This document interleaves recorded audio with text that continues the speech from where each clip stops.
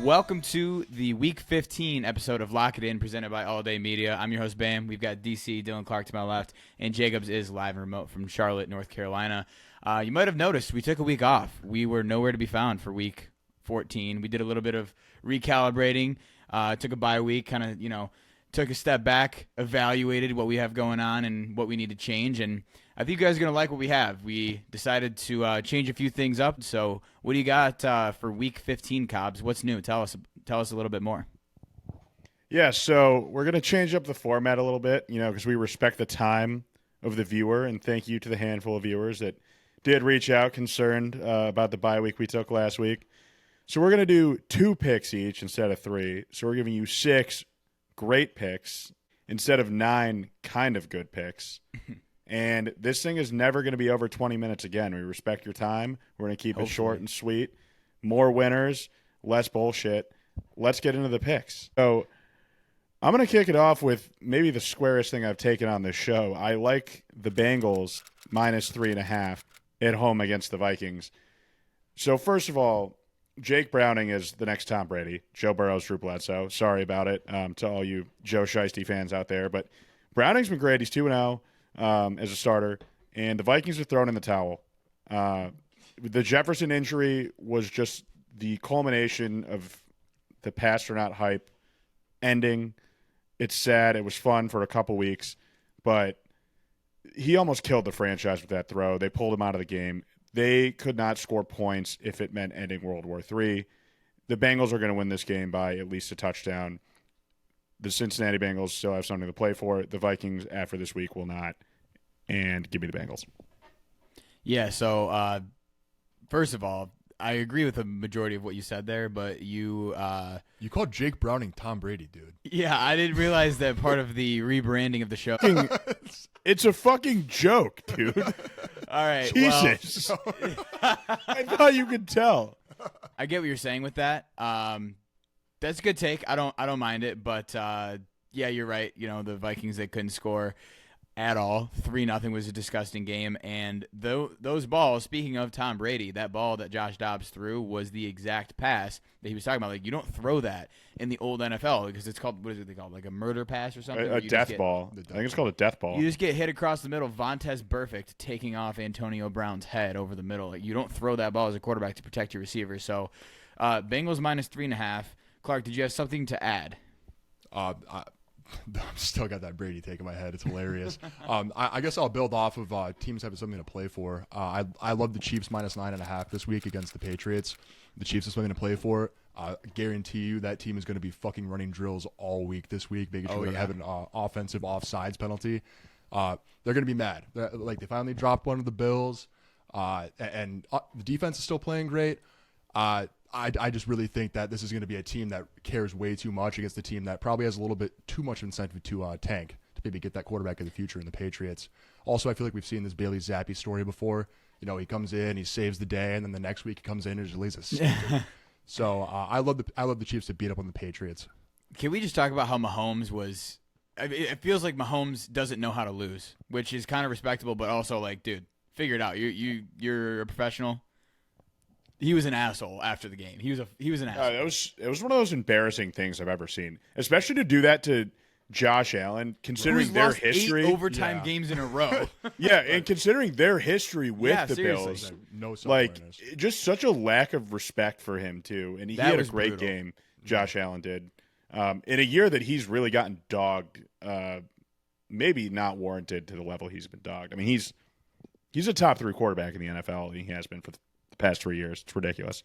But with that being said, I think you're right. Mahomes obviously has a chip on his shoulder. I'm sure he's pretty pissed about that, if you couldn't tell. So if they just have to beat the Patriots by 9.5, you know what I'm saying? I mean, the Patriots they're just not fun to watch. I think it's pretty easy. That's pretty good. And Bailey Zappi is fake Tom Brady. You're right. We have seen this movie like 4 times, and he's not Tom Brady.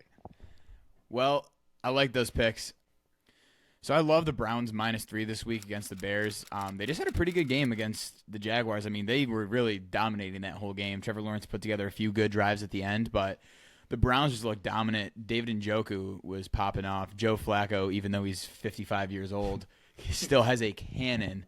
And I don't know. The Bears, they're not a good team. I still don't think Justin Fields is the guy, but for whatever reason, he just puts on a show against the Lions. Maybe it's our defense is really bad, but Fields looked good last week. The Bears obviously got the win.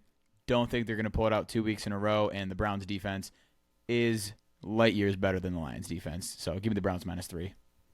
Yeah, I think the Bears deserve a little more credit than that. However, agree. I think this line is a little silly, which might make me be a little scared of it. But at the same time, I wouldn't be taking the Bears +3. No, you're right. Famous last words. I think it's tough. I think bonus bet the under because the Bears' defense is not bad, and since they got Montez Sweat, their defense has actually been objectively good. They're number 2 in the league in sacks since they added him. He's got 3.5 of those. I think they're kind of scrappy, the Bears are. I like the Browns better, but I think it's going to be a tough game. All right, so we're going to keep this under 20 minutes. Let's move it right on to our Lock It In segment here. Cobbs, what do you got? Yes, I'm going to keep the theme, AFC North, square bet. I'm going to take the Ravens -3.5 against the Jags. You talked about Trevor Lawrence. He's hurt. He's on the Brett Favre Vicodin addiction plan right now. We all saw him leave that game against the Bengals. I don't think he's near 100%. Lost Christian Kirk. That's really tough. The Ravens, they had their scare last week, game of the year against the Rams. Lamar is absolutely cooking. I mean, he's in the best form we've seen since he won the MVP a few years ago. I think the Ravens are going to take care of business. The Jags, I've been saying it all year, are frauds. They just have not looked as sharp lately. Tough game, like you said, against Joe Flacco in Cleveland last week. I think the Ravens are going to smoke him by at least a touchdown. So give me Baltimore. I like that. That game last week, I mean, the Rams, we'll get to that in just a second. The Rams looked really good, but the Ravens, they're just, they're out to get the 1 seed in the AFC now that the Chiefs are out there. So yeah, I really like that too. Big incentive. Also, Jags 2-4 against the spread at home, and 0-2 is a home dog. So like it. I love it. He's locking that one in. Yeah, I locked it in, actually. All right, Clark, what do you got? I can't believe I'm saying this, but the Cowboys have convinced me they're actually a good football team this year. I wouldn't take this line at +2.5 where it currently stands. I'd be buying it up because I'm a little bitch, but it is what it is. The Cowboys' offense is rolling under McCarthy. Dan Quinn's defense hasn't given up more than 17 points outside of that Seattle game in the past 5 weeks. Like, the Cowboys are fun to watch. Dak's playing out of his mind. I mean, absolutely. The MVP awards turned into a quarterback award. It should be Tyreek's, but it looks like it's going to be his if he keeps playing like this. I think that the X factor in this game is going to be Josh Allen throwing a pick because he's just mobile, young Stafford. That's my comp to him. Yeah, he always makes one bad decision. I think that's the X factor. I think that Michael Parsons and Ron Bland are going to terrorize this offense enough where Sean McDermott's probably going to be talking about him with their team in offseason next year. So, wow. All right, lots to unpack there. The Cowboys are -3 in Buffalo, correct? They're +2.5 in Buffalo. The Cowboys are +2.5. Yeah. It's a square bet, but both my bets are square, so I Oh don't my hate it. God, that's also something that we did on our bye week when we took a week off. We decided let's stop trying to beat the book. Let's just take the most square bets possible. So that's what we're doing.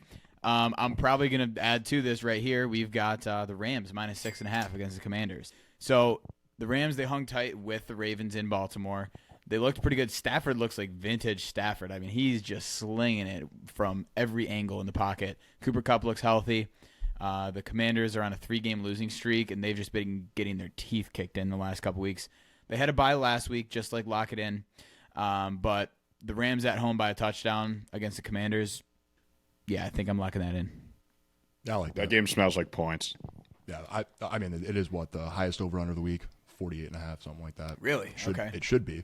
So, well, those are our 6 picks. We got 2 each, and they're a lot better than the 3 picks that we had 2 weeks ago. So make sure you tail it. Make sure you fade it. Doesn't really matter. Like and subscribe. Do all that good stuff. Thanks for watching this far. If you made it this far, we're about to go to the Immaculate Teaser next. This is a 3-leg parlay where you buy 6 points, and it's not going to lose. So, Cobbs, what do you have for your cannot lose pick of the week with the Immaculate Teaser? Yeah, I'm not sure how this will move because the Giants game just started. We're recording on Monday this week. I'm going to go to the Saints at home against the Giants. You can get it to a pick 'em right now. The Giants want to lose. Tommy DeVito just keeps fucking their draft pick. I'm sick of the thing. I think that's stupid. I think he sucks. The Saints are still in the thick of things for their division. This is the time of the year that some teams have something to play for. Some teams don't. And the Giants actually mean, they want to lose, right? They want a quarterback. So games in New Orleans, Giants are one of the worst road teams in the league. They average a margin of loss of 11 on the road. That's good for fourth worst in the league behind Tennessee, the Raiders, and, of course, the actual worst team in the league, the Carolina Panthers. So I don't see them winning, even if they do keep it close. I think it'll be a boring, low-scoring, run-the-ball kind of game, but the Saints are not going to lose this game. Okay. The Saints, dude, I never know what to think about the Saints, but if it's in New Orleans, I don't see them losing. So, Yeah, why not? I'm putting the under in the Falcons-Panthers game in the teaser this week. Shocker. Well, I'm calling it. This is the stinker of the week because the Panthers aren't scoring more than 10 points. When's the last time they? I mean, I guess they probably did it a few weeks ago, but as of recent, it's not looking good. And the Falcons are actually physically incapable of getting to 30 points. They've only scored 29 points this year. It's just not in their DNA. They don't run like that. okay. So, If you add those up together, it's under 40. It's not hitting 40. I'll tell you that. Can't argue with that, I guess. Yeah, it's old trusty. That'll work.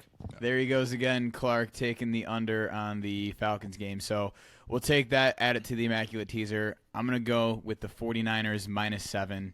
They're playing the Cardinals. The 49ers have simply dominated the last couple of weeks ever since they've got Deebo Samuel back and Trent Williams back.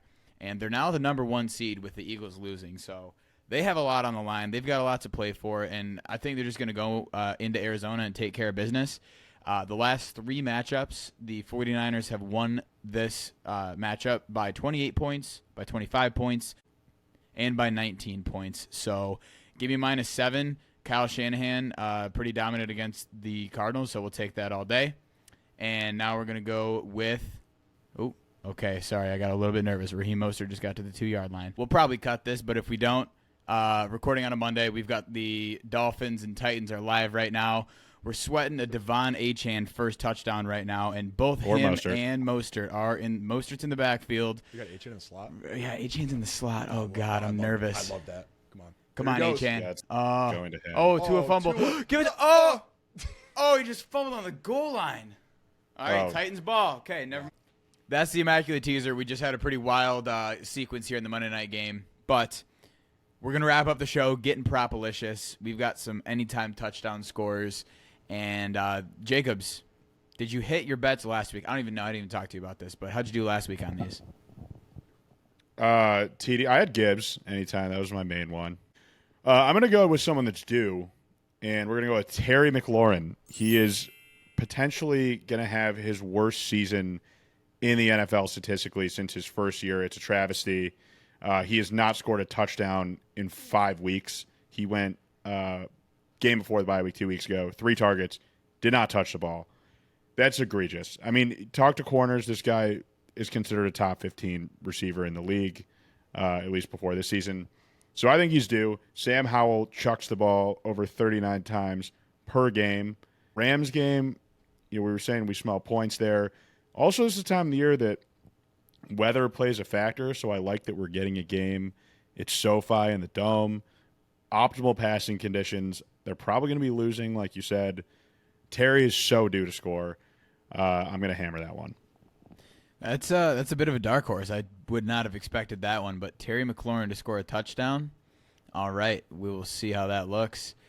Clark, what do you got? I like that. I'm being a homer and hoping for the bounce back, but I'm also looking for a little insurance. I like Jahmyr Gibbs anytime touchdown this week. He's been a little more involved in Montgomery over the past couple of weeks. I think he's going to be involved if we're ahead, if we're behind, even more so if we're behind. He'll be playing more of a pass catching role. The Broncos are still one of the hottest teams in football right now, but we're coming back to Ford Field, and the Lions are just a different team at Ford Field. They really are. So I like Gibbs to get him to be involved early and often, and to at least get a touchdown. I feel like we went to the one game on Monday night, and he had a couple explosive runs out of the backfield. He could break one for a long touchdown. I like it. Yeah. I was going to say his career game was prime time at night in that stadium. So that's what you got Saturday night. Oh, yeah. All right, so Terry McLaurin, anytime touchdown. Jahmyr Gibbs, anytime touchdown. And to wrap it up, I'm going to go with Josh Allen, anytime touchdown. So they're in Buffalo. They're playing the Cowboys. I feel like this is a game that they're going to get up. And, I mean, Josh Allen has a fire under his ass right now with that last game. They beat the Chiefs. And I feel like he's riding hot. I mean, he had a couple hurdles. He had a couple nice scrambles. I mean, he's always running.